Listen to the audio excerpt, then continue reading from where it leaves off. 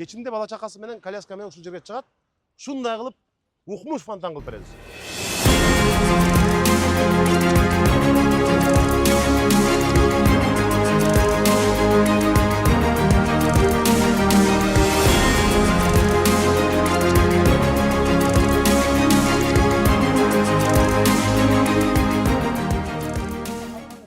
Бирөөсү 25 метрден азыр бир фонтан 50 метр болот. Экөө бири 100 метр ашат. 100 метр болот.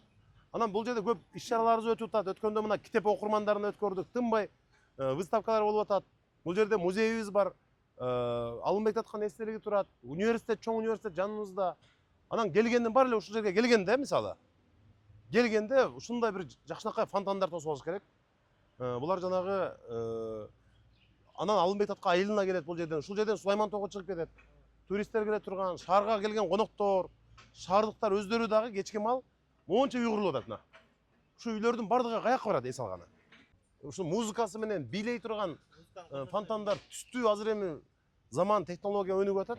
Ушул фонтандарды жакшыраак алып жаңылап берели. Бул мен студент кездеги бар фонтандар. Ошолорду кече келип карасам, ушу жарымы чыгып, жарымы чыкпай мындай эме иштебей калыптыр да. Бирок ушул фонтанды куруп атканда силерге мындай бир талап да. Мондай жакшынакай дарактарды кыйбагыла.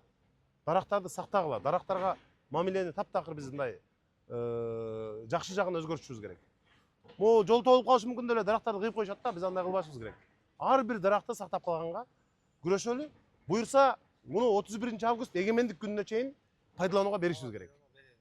Катуураак иштешсин, Уларбек катуураак иштетип бардыгын талапты коюп, жакшынакай фонтан кылып беребиз.